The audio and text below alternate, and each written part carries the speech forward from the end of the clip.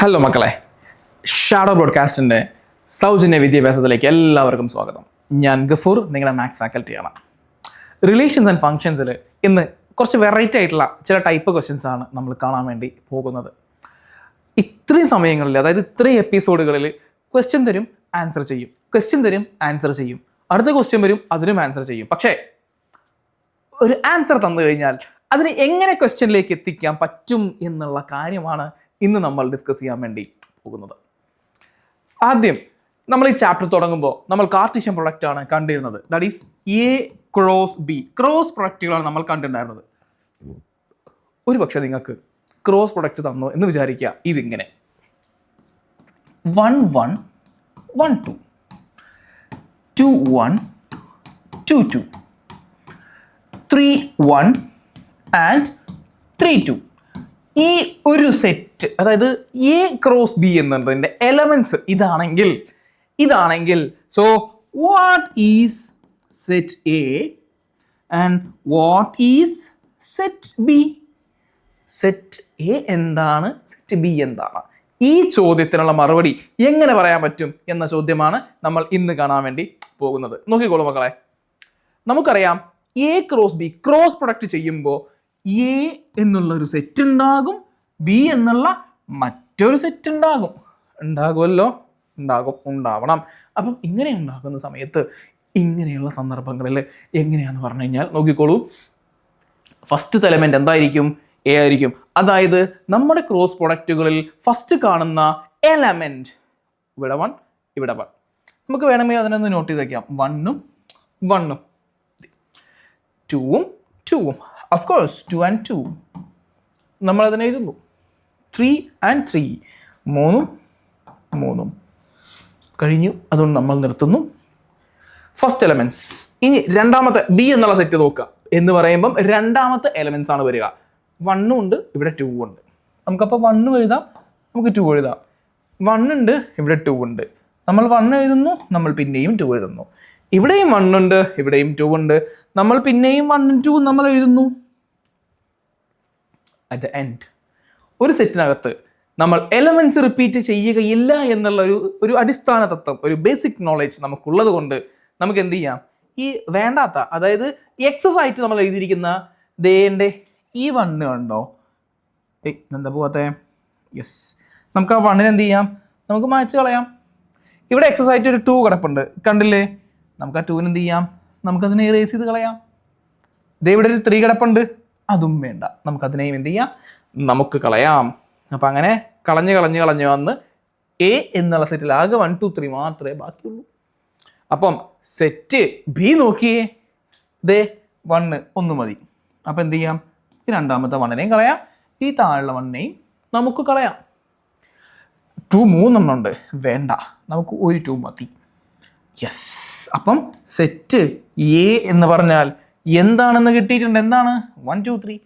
Set B എന്ന് പറയുമ്പം 1 2. അപ്പം സെറ്റ് എ എന്ന് പറഞ്ഞാൽ 1 2 3യും സെറ്റ് ബി എന്ന് പറഞ്ഞു കഴിഞ്ഞാൽ 1 2മാണ്.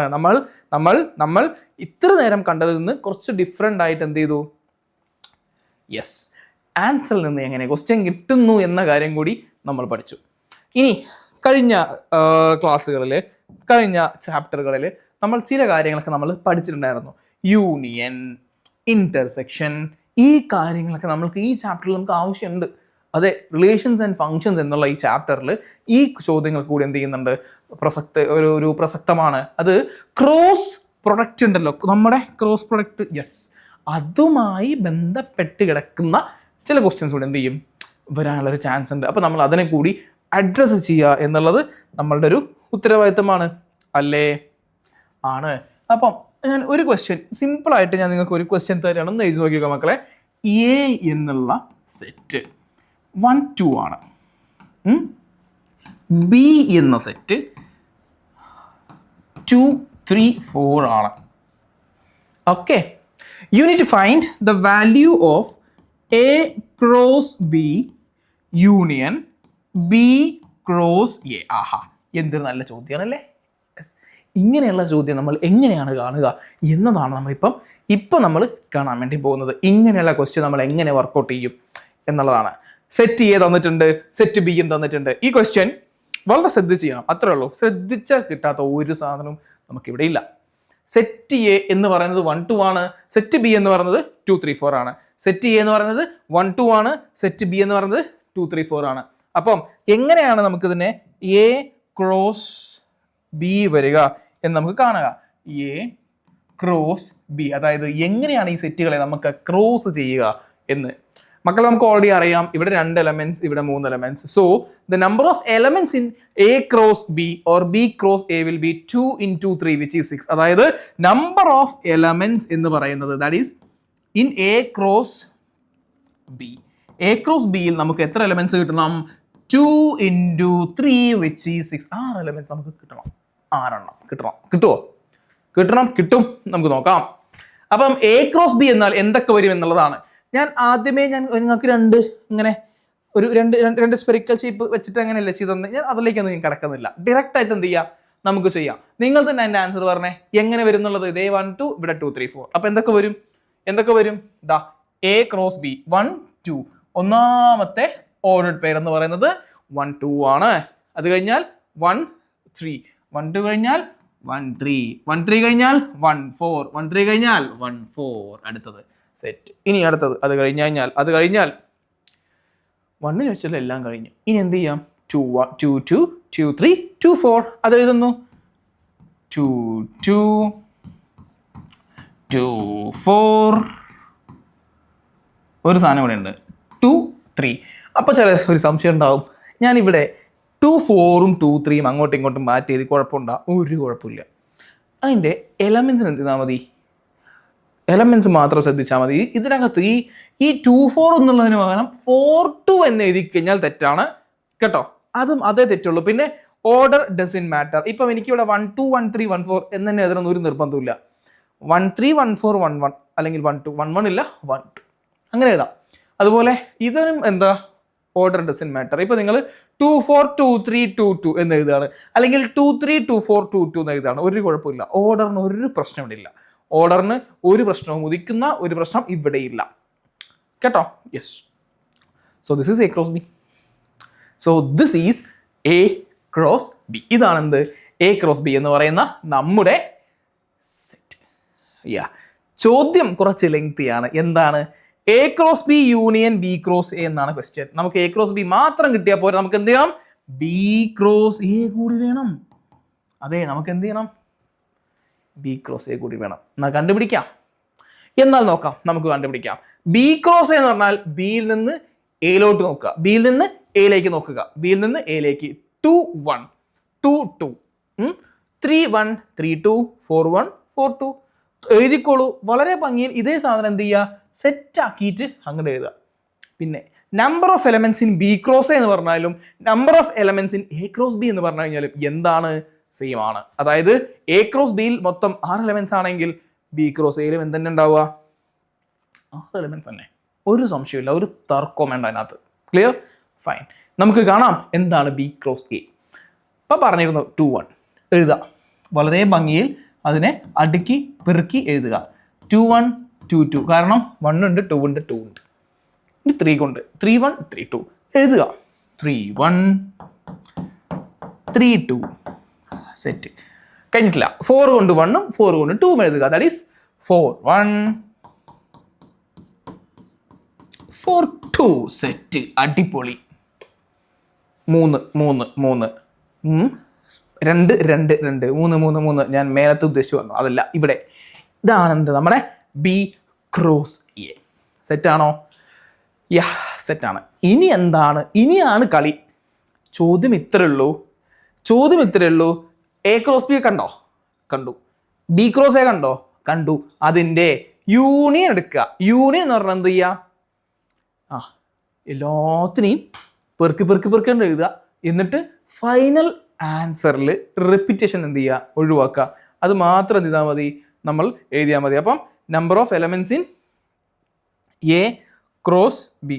അപ്പം എന്ത് ചെയ്യണം? അതുകൂടി നമുക്ക് ചെയ്യണം. Okay, fine. നമുക്ക് എന്താണ് ഇനി ഇവിടെ വരിക എന്നുള്ള കാര്യം ഞാൻ നിങ്ങൾക്ക് ഈ ഒരു ഭാഗത്ത് എഴുതി കാണിച്ചു തരാം കേട്ടോ. ഈ ഒരു പോർഷനിൽ നിങ്ങൾക്ക് എഴുതി കാണിച്ചു തരാം എന്താണ് അതിനകത്ത് വരാൻ പോകുന്നത്. Number A cross B union B cross A എന്താ നോക്കാം. മക്കളെ എ ക്രോസ് ബി ഫുള്ള് ഇതാ ഇവിടെ എടുത്തങ്ങ് എഴുതുക. അപ്പൊ എന്താണ് A union B, A cross B, ആ എലമെന്റ്സിനെ ഫുൾ എഴുതുക. ദാറ്റ് ഈസ് 1 2 1 3 1 4 അത് എഴുതി. ആ താഴത്തുള്ള എലമെന്റ്സ് 2 2 2 3 ആൻഡ് 2 4 അതും എഴുതുക. എഴുതിയോ? എഴുതി. സെറ്റ്. കഴിഞ്ഞിട്ടില്ല കേട്ടോ, കാരണം എ ക്രോസ് ബി മാത്രം എഴുതിയിട്ടുള്ളൂ. ഇനി ഒരു സാധനം ദേ ബി ക്രോസ് എ അതുകൂടി എന്ത് ചെയ്യുന്നുണ്ട്, ദേ ഇവിടെ ബി ക്രോസ് എ അതുകൂടി എടുത്ത് എഴുതണം. എഴുതണ്ടേ? എഴുതണം. നോക്കാം അത് എങ്ങനെ എഴുതണം എന്നുള്ളത് നമുക്ക് നോക്കാം. 2 1 മക്കളെ 2 1 ഉണ്ടോ? 2 1 ഇല്ല. 1 2 ഉണ്ട്, പക്ഷെ 2 1 ഇല്ല. അപ്പം 2 1 പാവമല്ലേ, 2 1 എന്ത് ചെയ്യുക, നമ്മളെടുത്ത് എഴുതുക. 2 2 ഓൾറെഡി ഇവിടെ എഴുതിയത് കൊണ്ട് എന്ത് ചെയ്യണില്ല, അതിനെ ഉൾപ്പെടുത്തണ്ട. 3 1 3 1 ഇവിടെ എഴുതിയിട്ടില്ല. 1 3 ഉണ്ട്, പക്ഷെ 3 1 ഇല്ല. നമുക്ക് 3 1 എന്ന് എഴുതാം. 3 1 കഴിഞ്ഞാൽ 3 2 ഇവിടെ എവിടെയും എഴുതിയിട്ടില്ല. 3 2 3 2 കഴിഞ്ഞാൽ 4 1 ഒബ്വിയസ്ലി 4 1 ഇല്ല 4 2 ഇല്ല. അതെന്ത് ചെയ്യുക, എഴുതിയെടുക്കുക. 4 1 4 2 കണ്ടില്ലേ? യെസ്. ഇങ്ങനെയുള്ള ചോദ്യം എന്ത് ചെയ്യാം, നമുക്ക് പ്രതീക്ഷിക്കാം. ഇനി ഇത് യൂണിയൻ വെച്ചിട്ടുള്ള ഒരു ക്വസ്റ്റ്യൻ ആയിരുന്നു. ഇനി ഇന്റർസെക്ഷൻ വെച്ചിട്ടുള്ള ഒരു ക്വസ്റ്റ്യൻ വരുന്നുണ്ട്. അങ്ങനെ ചെയ്യുമ്പോൾ നിങ്ങൾക്ക് കുറച്ചുകൂടി എന്തായിരിക്കും, ഈസി ആയിരിക്കും. ഈസി ഇൻ ദ സെൻസ് അത് ചെയ്യാൻ എളുപ്പമല്ലേ? നിങ്ങൾ നോക്കൂ. ഇപ്പം set A is equal to 1 2, set B is equal to 3 and 5, 3 4 അല്ല 3 5. And what is a value that is A cross B intersection B cross A എന്ത് വരും എന്നതാണ്. മക്കളെ തൊട്ട് മുന്നേ ചെയ്ത് അതേപോലെ തന്നെയാണ്. എ ക്രോസ് ബി ചെയ്യുക, ബി ക്രോസ് എ കാണുക, അതിനെ എന്ത് ചെയ്യുക, ഇന്റർസെക്ഷൻ എന്ന് പറഞ്ഞു കഴിഞ്ഞാൽ കോമൺ ആയിട്ട് വരുന്ന സാധനങ്ങൾ മാത്രം എന്ത് ചെയ്യുക, എടുത്തെഴുതുക. That is A cross B. മക്കളെ നിങ്ങൾ തന്നെ പറഞ്ഞ എ ക്രോസ് ബി എന്താണ് വരിക, എ ബി ക്രോസ് ചെയ്യുക. 1 3 1 5 ആദ്യം അത് എഴുതിക്കോ. 1 വെച്ചിട്ടുള്ള എല്ലാ എലമെന്റ്സും എഴുതുക. 1 5. ഇനി 1 2 ഉണ്ട്, അപ്പം 2 3 2 5 എഴുതുക. ഓർഡർ പേരാക്കി തന്നെ വളരെ വൃത്തിയിൽ എഴുതുക. 2 3 2 5 കഴിയും. സെറ്റ്. അടിപൊളി. നൈസ്. ഇതാണ് എ ക്രോസ് ബി. പക്ഷേ നമ്മളെ എന്ത് ചെയ്തിട്ടില്ല, നമ്മുടെ പരിപാടി ഇപ്പോഴും കഴിഞ്ഞിട്ടില്ല. എ ക്രോസ് ബി കഴിഞ്ഞാൽ പിന്നെന്താണ്, ബി ക്രോസ് എ എന്നൊരു സാധനം കൂടി എന്ത് ചെയ്യണം, നമ്മൾ എഴുതണം. അപ്പോൾ നമുക്ക് നോക്കാം എന്താണ് ബി ക്രോസ് എയിൽ വരിക എന്നുള്ളത്. ബി ക്രോസ് എയിൽ എന്ത് വരും നോക്കാം. ഇവിടുന്ന് അങ്ങോട്ടല്ല, ഇനി എന്ത് ചെയ്യാം, ബിയിൽ നിന്ന് അങ്ങോട്ട് നോക്കാം. That is 3 1 3 2 5 1 5 2.